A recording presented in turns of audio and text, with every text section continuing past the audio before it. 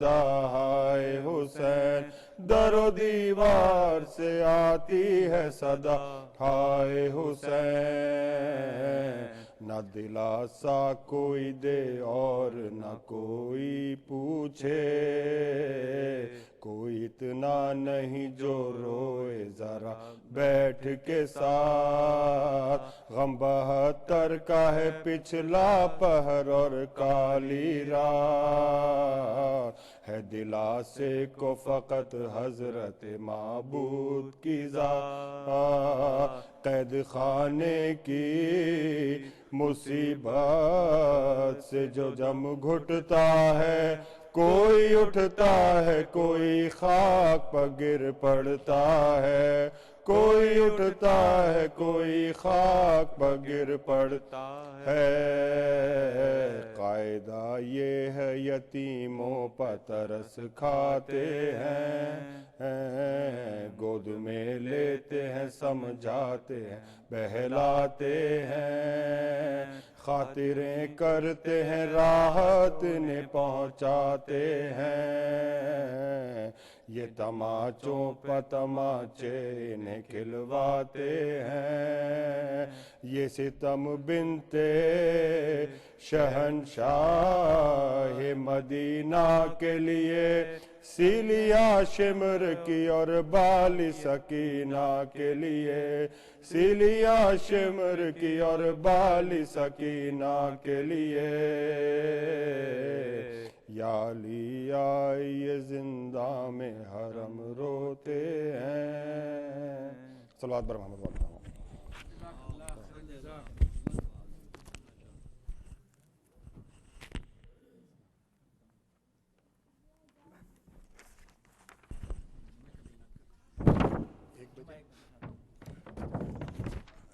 بر محمد وآل محمد صلوات اللہ صلی علی محمد وآل محمد۔ مومنین، معصوم اسلامک اسکول کی طرف سے امام جعفر صادق علیہ السلام سائنس فیئر سنڈے 18 اپریل کو 11 بجے سے 2 بجے تک کے ہوگا۔ تمام پیرنٹس اور کمیونٹی ممبرز سے درخواست ہے کہ اس میں شرکت کریں۔ یاد رکھیں 18 اپریل جو کہ سنڈے کا دن ہے، 11 بجے سے 2 بجے تک معصوم امام بارگاہ میں امام جعفر صادق علیہ السلام سائنس فیئر منعقد ہوگا۔ تمام مومنین سے درخواست ہے کہ اس میں شرکت کریں۔ جمعے کی نماز ٹھیک 1 بجے معصوم امام بارگاہ میں ہوتی ہے۔ آپ تمام مومنین سے درخواست ہے کہ اس میں شرکت کریں۔ تبرک کی لسٹ نوٹس بورڈ پہ لگی ہے۔ جمعرات کے جو بھی مومنین تبرک دینا چاہیں وہاں پہ اپنا نام لکھ کے محمود بھائی کو نوٹیفائی کرا سکتے ہیں۔ صلوات بر محمد وآل محمد۔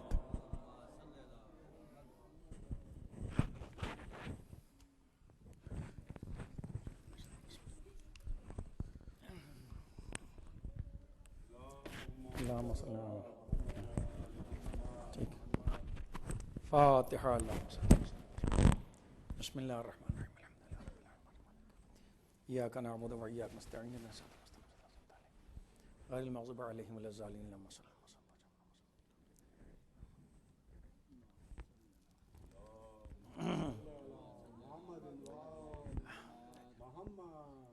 اعوذ باللہ من الشیطان الرجیم، بسم اللہ الرحمن الرحیم۔ الحمدللہ رب العالمین، الحمدللہ الاول بالاول، کان قبلہ والآخر بالآخر، یکون بعدہ، الحمدللہ الذی لا یبلغ مدحتہ القائلون، الحمدللہ الذی ہدانا لہذا وما کننا لنہتدی لولا ان ہدانا اللہ، لقد جاءت رسول ربنا بالحق وآلہ الطیبین الطاہرین المعصومین المظلومین، والصلاة والسلام علی اشرف الانبیاء والمرسلین وخاتم النبیین المخاطب بالطٰہٰ ویاسین الملقب بالرحمۃ للعالمین بالقاسم محمد وآلہ الطیبین الطاہرین المعصومین المظلومین ولعنۃ اللہ علی اعدائہم اجمعین من یومنا ھذا الی قیام یوم الدین، اما بعد، فقد قال اللہ الحکیم، بسم اللہ الرحمن الرحیم، انما یرید اللہ لیذھب عنکم الرجس اہل البیت ویطہرکم تطہیرا۔ عزیزان گرامی، دوستان عزیز،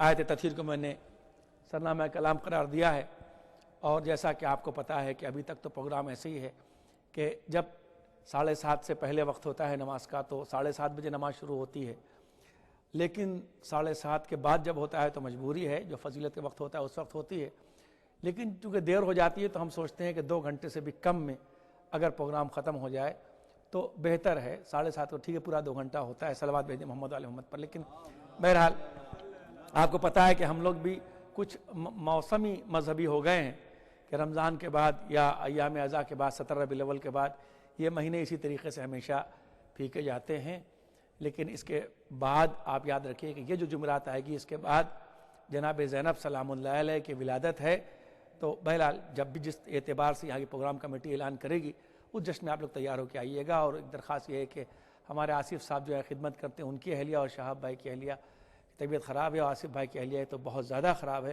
دعا فرمائیں پردگارہ بیمار کربلا مجھ سے کام سن ان کو شفائے کاملہ عاجلہ مرحمت فرمائے۔ اور اصغر صاحب کے لیے دعا کی گئی تھی جو بہت سیریس تھے، ڈاکٹر نے جواب دے دیا تھا مولانا اصغر مہدی صاحب کے لیے، لیکن اب وہ بہتر ہیں، ڈاکٹر نے انہیں سفر کرنے کو تو منع کیا لیکن 1 مہینہ آرام کرنے کو کہا اسپتال میں، خدا کا شکر ہے پر ان کو مزید شفا عطا فرمائے۔ بہرحال آپ کی جو اس وقت سرنامہ کلام چل رہا ہے پچھلی جمعرات سے، جیسا کہ پچھلے سال میں نے آپ کے سامنے الگ الگ موضوعات لیے تھے تو میں نے سوچا اسی کو اور دہرا دیا، یعنی آگے بڑھا دیا جائے، یعنی دعا کا موضوع ہے کہ دعا کیا ہے اور دعا کیسے قبول ہوتی ہے اور دعاؤں کے ٹکڑے کیا ہیں، اور اس کے ساتھ ساتھ دعا اس وقت تک قابل قبول نہیں ہو سکتی جب تک کہ محمد والے محمد کا وسیلہ نہیں اختیار کیا جائے گا۔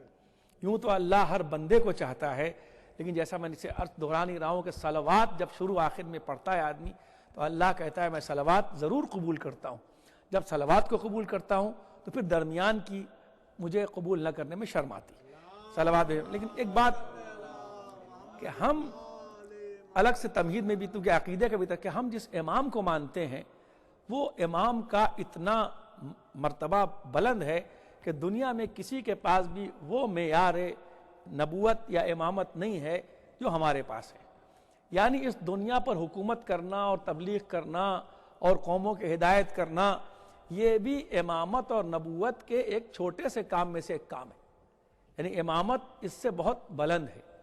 اور ہمارے کیا ایک اصول یہ جو میں نے آپ کے سامنے بہت پہلے عرض کرتا ہوں تفسیر کے سلسلے میں کہ اللہ نے قرآن مجید میں کچھ چیزیں بیان کی ہیں اور کچھ آیتوں میں اپنا اصول بیان کیا ہے۔ جیسے آپ مجھ سے پوچھیں کہ بھئی آپ مجلس میں فلاں چیز فلاں کام کرتے ہیں، بھئی ہمارا کچھ لوگ ہوتے ہیں اپنا طریقہ پہ میں خالی فضائل پڑھتا ہوں تو وہ یہ کہتے ہیں بھئی ہمارا طریقہ ہے، یعنی اپنا ایک اصول بناتے ہیں۔ آپ نے کہا آپ صبح چائے پیتے ہیں، ہم نے کہا ہم چائے نہیں پیتے، تو ویسے ہی جب جناب ابراہیم نے اللہ سے لوگ پوچھتے ہیں کہ امام کا تذکرہ قرآن میں کہاں ہے، قرآن نے معیار بتائے ہیں۔ جب اللہ تو سنتے رہتے ہیں نا کہ جب اللہ نے جناب ابراہیم کا امتحان لیا اور کب امتحان لیا، یعنی وہ امتحان لیا کہ ابھی تو جناب ابراہیم کے بچہ پیدا ہوا اس وقت کہ جب ماں کی طرف سے بھی امید ختم ہو گئی تھی اور باپ کی طرف سے بھی امید ختم ہو گئی تھی، اور دونوں اس عمر کی منزل پر پہنچ گئے تھے کہ جب اولاد کی خوشخبری دی گئی تو جناب ابراہیم خود کہتے ہیں ان کی زوجہ کہ بھئی یہ ہمارے تو ہڈیاں کمزور ہو گئی ہیں، آپ ہم کو کیوں اولاد کی خوشخبری دے رہے ہو؟ پھر ان کو فرشتہ بتاتا نہیں بھی خدا جو ہے وہ ہر چیز پر قدرت رکھتا ہے اور خدا آپ کو اولاد عطا کرے گا۔ اب آپ کے جناب اسماعیل پیدا ہوتے ہیں تو پوری زندگی آپ کی نبوت میں گزر گئی، اور اس کے بعد ابراہیم جیسا نبی جو شیخ الانبیاء ہے یعنی بزرگ انبیاؤں کے بزرگ، اور 4 اولو العزم میں سے سرکار کو چھوڑ کے ایک اولو العزم ہے، 1,24,000 میں کتنی عظمت ہوگی، اتنی عمر گزر گئی خدمت کرتے کرتے کہ اللہ نے ان کو خلیل خدا قرار دے دیا۔ لیکن جب ان کو امام بنایا تو اللہ نے جب کہا کہ انی جاعلک للناس اماما، ہم تمہیں لوگوں کا امام بنانے والے ہیں، تو جناب ابراہیم نے پلٹ کے کیا کہا، ومن ذریتی، میری ذریت میں بھی کیا اس کو رکھ دے۔ تو اللہ نے یہ نہیں کہا کہ ہم رکھیں گے یا نہیں رکھیں گے، اپنا ایک اصول بتایا جو میں نے ابھی تمہید میں عرض کیا ہے۔ اپنا اصول کیا بتایا کہ بھئی جو لا ینالو عہد الظالمین، عہد معنی میں میرے جو عہدے ہیں، یعنی جو پوسٹ میں عطا کرتا ہوں بس تمہاری نسل میں رکھنا ہے یا نہیں رکھنا ہے موضوع نہیں ہے، لیکن جو میری پوسٹ ہوتی ہیں وہ سب ہو سکتی ہیں، ظالموں کو نہیں مل سکتی۔ لیکن یہ نہیں ہے کہ کافر کو نہیں ملے گی، مشرک کو نہیں ملے گی، ملے گا نہیں کافر مشرک کو، لیکن ظلم اتنی بڑی چیز ہے کہ کہ ظالموں کو اللہ تذکرہ کر رہا ہے کہ ظالموں کو ہمارا عہدہ کبھی نہیں مل سکتا، اور اس سے متعلق بھی جو عہدہ ہوگا، یعنی ہو سکتا ہے کہ کافر و مشرک کو کوئی عہدہ مل جائے، پوچھئے گا وہ کیسے؟ یعنی جو اللہ کی باریک بات ہے، توجہ کیجئے گا کہ اللہ نے کسی امام کو حکومت دی، ہو سکتا ہے کہ کوئی کافر ذمی ہو جو اسلام کی حکومت کی پناہ میں ہو، تو ایک کافر کو معین کر دے امام کہ تم اس سے ٹیکس وصولو۔ تو اس طریقے سے اللہ کا معین کے آدمی دنیا کے عہدے کو، جو اللہ کا عہدہ نہیں نبوت، وہ تو دے سکتا ہے، لیکن وہ کافر و مشرک کو دے سکتا ہے۔ ظالم کو ایک سیکنڈ کا بھی عہدہ کبھی اسلام میں کسی رخ سے نہیں مل سکتا، اس لیے کہ عہدہ جو ہوتا ہے وہ انسانوں پر حکمرانی کے لیے ہوتا ہے، جو ظلم کرے گا وہ انسانوں پر حکمرانی کیا کرے گا؟ تو جب انہوں نے کہا تو اللہ نے اصول کیا بتا، ہمارے جو ہوتے ہیں یاد رکھو ظالموں کو نہیں ملیں گے، آپ اپنی نسل میں تمہارے ظالم نہ آنے پائے۔ اب اس میں یہ لوگ کہتے ہیں نام نہیں، اس میں اصول اتنا بلند ہے کہ بھئی 4 صورتیں، اس کو میتھمیٹیکل اعتبار سے میں حل کرنا چاہتا ہوں آج آپ کے سامنے، میتھمیٹک کے اعتبار سے، کہ 4 ہی صورتیں نکلتی ہیں۔ یا تو نسل میں 100% ظالم ہوگا جو شخص ہوگا، یا تو 100% ظالم ہوگا، یا 100% عادل ہوگا، یا پہلے ظالم ہوگا بعد میں توبہ کر کے شرک و کفر ایمان لے آیا اور اس کے بعد عادل ہو گیا۔ چوتھی صورت یہ کہ پہلے وہ عادل تھا، عہدہ پانے کے بعد ظالم ہو گیا۔ تو اب یہ بات طے ہو گئی کہ جو نراز ظالم ہے اس کو اللہ کا عہدہ نہیں ملے گا۔ اب اس کو کہ جو پہلے ظلم کر چکا ہے اور سدھر گیا، اس کو کیا مل سکتا ہے؟ اب ایک سوال ہے، شاید سدھر جائے، مل جائے، لیکن اس سے بھی اس بات کا شائبہ پایا جاتا ہے کہ وہ ظالم ہو جائے گا۔ توجہ کیجئے گا، یا جو پہلے عادل ہے اس سے بھی، توجہ کیجئے گا۔ اب سوال یہ پیدا ہوتا ہے تو اب معیار کیا ہے؟ یہ کیوں ہم نے کہا کہ اس کو نہیں ملے گا جس میں ذرا سا ظلم ہو؟ اس لیے کہ اگر ایسے ہی ہوتا آسان اور ایزی عہدہ تو ابراہیم کے بڑھاپے کا انتظار نہ کیا جاتا کہ ابراہیم خلیل اللہ بھی بن گئے، شیخ الانبیاء بھی بن گئے، اتنے باعظمت نبی بھی بن گئے، ضعیف ہو گئے، عمر گزر گئی، اور اس کے بعد بچہ پیدا ہوا، اس کے بعد جا کے مینا میں لٹایا، اس کے بعد امتحان دیا، اور جب امتحان دیا تب اللہ نے کہا ہم تمہیں لوگوں کو امام بنانے والے ہیں۔ اس کا مطلب کہ معیار نبوت اور شیخ الانبیاء اور خلت سے جو بلند ہو وہ اسے کیسے مل سکتا ہے جس کے ماضی یا فیوچر میں کہیں بھی ظلم کا اندیشہ پایا جائے؟ صلوات بھیج دیں محمد آل محمد پر۔ توجہ فرمائی آپ نے؟ تو اس لیے یہ اتنا بلند مرتبہ، اس لیے ہمارے کیا شرط ہے عصمت کی کہ اب وہ جو کہہ دے اور جو وہ عمل کر لے اسی پر ہمیں عمل کرنا ہے۔ اب بہت سے لوگ یہ کہتے ہیں کہ صاحب ایسا ہے کہ اگر امام ہے تو امام کی آپ امام پد کے اوپر یہ زیادہ تر دلیل لاتے ہیں کہ امام نے انگوٹھی دی تو یہ امامت کی دلیل ہے۔ تو وہ جس کے لوگ اعتراض لاتے ہیں، دیکھنے میں دیکھیے ہر چیز کا اعتراض جب آپ دیکھیے تو سامنے والا اعتراض بہت بڑا لاتا ہے، لیکن جب حل ہو جاتا ہے تو اس میں کوئی حقیقت نہیں رہ جاتی۔ تو اب وہ یہ سوچ رہا ہے کہ یہ کیسے ہو سکتا ہے کہ اس کے پیر سے تیر کھینچ لیا جائے اور اسے خبر بھی نہ ہو، جو اتنا نماز مہو رہتا ہو اسے ایک مانگنے والے کی کیسے خبر ہو جائے گی؟ یہ اعتراض کرنے والوں نے اعتراض کیا، لیکن انہیں یہ نہیں معلوم کہ یہ جو عارفین خدا ہوتے ہیں، امام تو امام ہے، ان کی ایک منزل یہ ہوتی ہے کہ وہ اس دنیا کو بھول کے اللہ کی طرف کھو جاتے ہیں، لیکن ایک منزل وہ بھی ہوتی ہے جو سب سے بڑی منزل ہے کہ اس دنیا میں اتنے کھوئے رہتے ہیں کہ اگر اس دنیا سے تعلق بھی ہو جائے تو اس دنیا کے تعلق پر ہلکا سا بھی اثر نہیں پڑتا ہے۔ توجہ فرمائی آپ نے؟ اس کی ایک مثال آپ کو دے دوں کہ سرکار کے دور میں سرکار نماز پڑھ رہے تھے، ایک آدمی نے آگے تھوک دیا، سرکار کے آگے تھوڑی دور کے اوپر تھوک دیا آپ کی توہین کرنے کے لیے۔ سرکار بیچ نماز میں آگے بڑھے اور اسے ڈھانک دیا گندگی کو، اس پہ مٹی ڈال دی، جماعت پڑھا رہے تھے سرکار، اور سرکار پھر پیچھے آئے، جماعت کو اسٹارٹ کر دیا۔ بلکہ ہمارے رسول خدا کے اس سنی شیعہ سب میں یہ واقعہ ہے، اس کو دلیل بنا کے ہمارے یہاں باقاعدہ نماز میں کتنا حرکت کر سکتے ہیں، کتنا مجتہدین اس کو دلیل بنا کے فتویٰ صادر کرتے ہیں، اتنی مضبوط یہ روایت ہے۔ تو کیوں؟ اس لیے کہ سرکار کا وہ تعلق تھا کہ ان کے اگر ازواج پہ ازواج ہو جائے، بچے پہ بچے ہو جائے، کھانے پہ کھانا ہو جائے، سب کچھ ہو جائے، لیکن سرکار کے اس تعلق پہ اثر نہیں پڑ سکتا جو وہاں سے ہے۔ ہم نے کہا جب عام معرفت عام لوگوں کا نہیں پڑ سکتا وہاں سے کیسے پڑے گا؟ اور اس کی سیدھی سی مثال یہ ہے کہ دنیا کے ہر مذہب میں رہبانیت ہے، روحانیت مانے ہوتا ہے دنیا کو چھوڑ دینا، شادی نہ کرنا، بیاہ نہ کرنا، تکلیفیں اختیار کرنا، آرام نہیں، کونے میں پڑے اللہ اللہ کر رہے ہیں۔ سرکار کیا فرماتے ہیں؟ دنیا کے ہر مذہب میں روحانیت ہے، لیکن ہمارے مذہب کی روحانیت میدان جہاد ہے۔ ہمارے مذہب کی روحانیت میدان جہاد ہے، توجہ کیجئے گا۔ لیکن یاد رکھیے گا، جہاد ظلم کو ختم کرنے کے لیے ہوتا ہے۔ اگر ذرہ برابر بھی اس میں ظلم کا شائبہ پایا جائے تو وہ کچھ اور چیز ہو سکتی ہے، شرعی جہاد نہیں ہو سکتا۔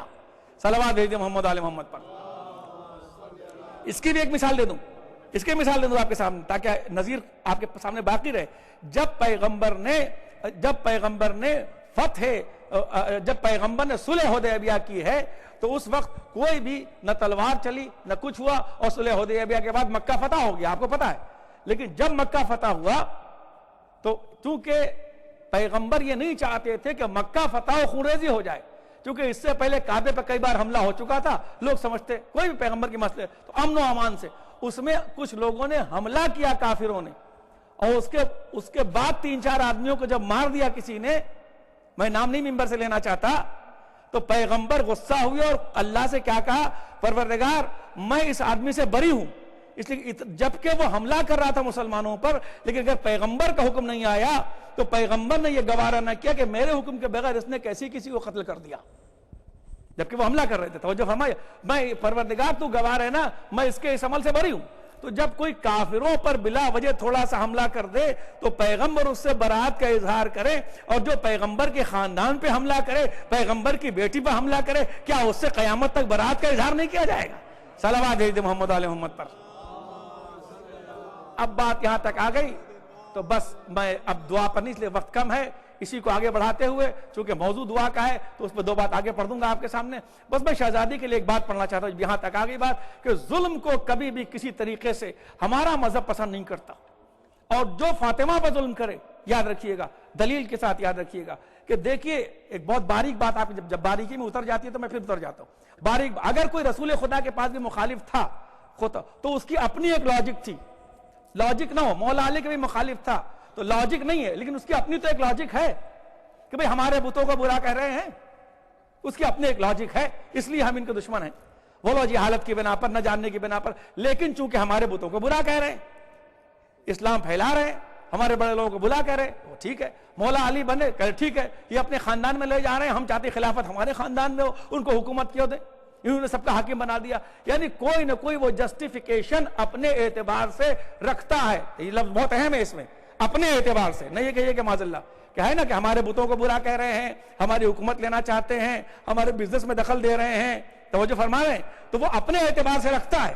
اب سمجھے کہ فاطمہ کو نہ نبوت کا اعلان کیا گیا نہ امامت کا اعلان کیا گیا، تو اس لیے فاطمہ پر جو ظلم کرے اس کے پاس کوئی جسٹیفیکیشن کسی قسم کا نہیں ہو سکتا، توجہ فرمائیے گا آپ، اس کے لیے جسٹیفیکیشن نہیں ہو سکتا، اس لیے کہ ایک گھر میں بیٹھی ہوئی عورت ہے اور اس کے بعد اتنے بڑے باپ کی بیٹی ہے جو صرف گھر میں بیٹھ کے دعا کرتی ہے، میں نے کہا نہیں، اور دعا کیسے کرتی ہے کہ امام حسن اسلام کہتے ہیں کہ جمعے کے آخری گھنٹے میں دعائیں قبول ہوتی ہیں، میری ماں دعا کر رہی تھی، میں نے سوچا کس کے لیے دعا کرتی ہوں، کان لگا کے سنے تو کان لگا کے دیکھا اپنے پڑوسی کے لیے دعا کر رہی تھی۔ تو جو ایسی عورت پر ظلم کرے تو اس کے پاس دنیا کے کسی مذہب کی کسی لاجک سے کسی قسم کی کوئی ایسی لاجک نہیں ہے کہ اس نے کیوں ظلم کیا تھا۔ توجہ فرمائیے، صلوات بھیج دیں محمد علیہ محمد پر۔ اس لیے توجہ کیا آپ نے، بس عزیزان گرامی، اور شہزادی کی دعا، چونکہ دعا کا موضوع ہے، پھر انشاءاللہ آئندہ جمعرات دیکھیں، اسی کو بھی آگے بڑھا دوں گا کچھ دعاؤں کے ترجمے کو۔ ایک دعا ہے آپ کی دعائے نور، اللہم النور بالنور، یہ دعا آپ نے تعلیم کی سلمان کو بخار کے لیے، اس لیے کہ بخار جہنم کی آگ میں سے ایک آگ ہے، جب جہنم کی آگ میں سے ایک آگ ہے بخار، تو کہا کہ یہ چونکہ آگ ہے اور نار کو نور ہی بجھا سکتا ہے۔ دیکھیں اسے نور نہ کہیے گا، یہ نار ہے جو آپ کے سامنے بلب جل رہا ہے، نور ٹھنڈا ہوتا ہے گرم نہیں ہوتا، نور ٹھنڈا ہوتا ہے گرم نہیں ہوتا، لیکن شیطان آگ سے پیدا کیا گیا ہے، توجہ کیا آپ نے، تو کہا چونکہ بخار جہنم کی آگ میں سے ایک آگ ہے، شہزادی نے کہا تم دعائے نور پڑھو، چھوٹی سی ہے، کہا اس دعائے نور کو تعلیم دیا۔ سلمان کہتے ہیں میں نے جہاں جہاں تک تعلیم کیا وہاں تک کہیں بخار کا وجود بھی باقی نہ رہا، تو یہ آپ کی دعا کی ہوئی، تعلیم کی ہوئی ہے دعائے نور۔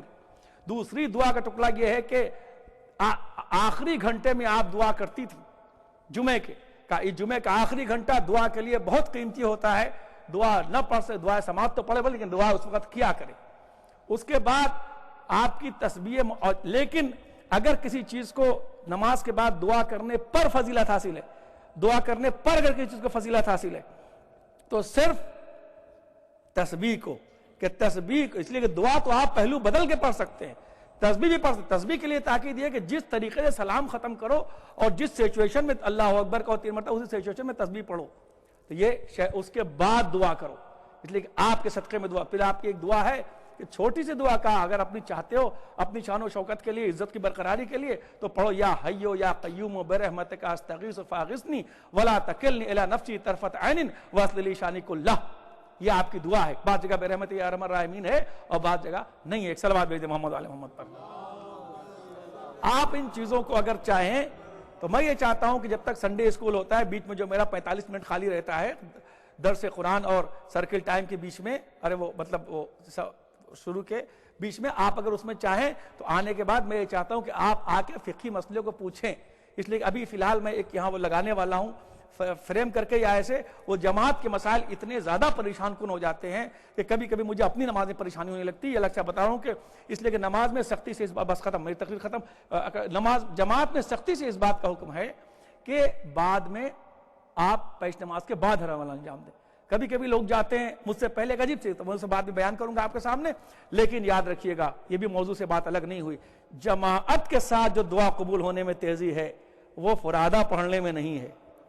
یہاں جناب یوسف کے دور میں 10 آدمیوں سے کم میں جماعت نہیں ہوتی تھی, تو جناب یوسف کے بھائی نے کنویں میں ڈالا تو خدا سے دعا کی, کہا چلو ہم لوگ 10 آدمی ہیں, اللہ کو پیش نماز مان کے دعا کر لیں. ہمارے باپ کہتے ہیں کہ جماعت سے دعا قبول ہوتی ہے یا جماعت سے دعا قبول ہوتی ہے, تو چلو اب ہم دعا کریں اللہ اس خبر کو میرے باپ سے چھپا لے. تو انہوں نے دعا کی, کہا آپ 10 ہیں, کہا چلو اللہ کو پیش نماز مان لیں. لیکن اللہ نے اس جماعت کے احترام میں اسے پوشیدہ رکھا کہ جماعت پڑھ کے انہوں نے دعا کی تھی. تو جماعت میں جب آدمی آتا ہے تو اس کی دعا بہت تیز قبول ہوتی ہے کہ وہ جماعت کے ساتھ دعا کرے. صلوات بھیجیں محمد علی محمد پر. بس میں نے اپنی بات ختم کی. عزیزان گرامی, تو کس کی پابندی کریں حتی الامکان کے وقت سے کی پابندی سے بہت زیادہ فائدہ بہرحال ہوتا ہے, لیکن وقت کی پابندی اتنی نہ ہو جائے کہ آدمی خالی پابندی محسوس کرے, وقت کا سلسلہ ختم ہو جائے. صلوات بھیجیں محمد علی محمد پر. لیکن بہرحال ایک لحاظ انسان کو ضروری ہے. اور تو بس کربلا کے میدان میں جو جماعت ہوئی تھی وہ نماز خوف تھی. اللہ اکبر, ایسی نماز خوف کہ جب امام اللہ اکبر جماعت پڑھنے کے لیے کھڑے ہوئے ہیں تو ایک طرف سعید ہے, ایک طرف زہیر ہے, اللہ اکبر سامنے کھڑے ہوئے ہیں, جو نماز خوف کا انداز ہوتا ہے جو میدان جہاد میں پڑھی جاتی ہے. امام کے ساتھ امام کے اصحاب و انصار ہیں, امام جماعت پڑھنے کے لیے کھڑے ہوتے ہیں. ایک مرتبہ کوئی ادھر سے کہتا ہے کہ نعوذ باللہ گستاخی کرتا ہے. حبیب ایک مرتبہ جماعت کو چھوڑتے ہیں, تلوار لے کے آگے بڑھتے ہیں. امام پوچھتے ہیں حبیب ابن مظاہر کہاں جا رہے ہو؟ کہا اس نے آپ کی شان میں گستاخی کی ہے, نماز تو پڑھوں گا مگر جنت میں آپ کے جد کے ساتھ پڑھوں گا. اللہ اکبر. حسین کے ایسے انصار تھے, اور اس کے بعد جب تیروں کو روک رہے تھے تو اس انداز سے تیروں کو روک رہے تھے. عزیزان گرامی, اس کہ جب تک امام نماز پڑھتے رہے صرف سعید و زہیر تھے, لیکن ایک تیر بھی امام تک نہ آیا. اور تاریخیں بتاتی ہیں کہ پرندوں کے طریقے سے فضاؤں میں اڑتے تھے, اور اڑنے کے بعد دانتوں میں تیر پکڑ لیتے تھے, اپنے سینے پر تیر لوگ لیتے. اتنے تیر آئے تھے کہ جب امام نے نماز ختم کی ہے تو اب اتنا موقع نہیں تھا کہ اس کے بعد وہ نماز پڑھ سکتے. اللہ اکبر. سعید و زہیر, امام نے ایک کسر اپنی گود میں رکھا, دوسرے کسر اپنی گود میں رکھا, اور کہا کوئی خواہش ہے؟ آپ جانتے ہیں ہر ایک کی خواہش ایک ہی ہوا کرتی تھی, ایک ہی خواہش ہوتی تھی کہ مولا ایک ہی خواہش. ایک خواہش تو یہ ہے کہ آپ کے آغوش میں دم نکلے, اس سے بڑی خوش قسمتی کیا ہو سکتی ہے؟ اللہ اکبر. اور اس کے بعد دوسری خواہش ہمیشہ اصحاب سے کہتے تھے کہ جب اصحاب پوچھتے تھے کوئی خواہش ہے بیان کرو, کہتے تھے کہ کیا فرماتے تھے؟ ہمیشہ ہر ایک نے یہی کہا کہ اسی کا بحاظہ, اسی کا بحاظہ. ارے ہماری کوئی وصیت نہیں ہے, حسین کا خیال رکھنا, حسین کا خیال رکھنا. ارے ایسے ہی اصحاب تو تھے کہ جب روز عاشورہ سب دنیا سے جا چکے تو حسین نے ایک مرتبہ چاروں طرف جب دیکھا تو سناٹا نظر آیا, آواز بلند کی, یا ابطال الصفا و فرسان الحجا, اے میرے شیرو بہادرو تمہیں کیا ہو گیا ہے؟ حل من ناصرن کی آواز حسین بلند کر رہا ہے, تم ہماری آواز کا جواب نہیں دیتے, لم یجیبونی, تم ہمارا جواب نہیں دیتے. تاریخ بتاتی ہے لاشیں زمین سے اٹھنے لگی. اے آقا ہمیں موت نے مجبور کر دیا, ورنہ ہم بھی اب بھی آپ کی خدمت کے لیے حاضر ہیں.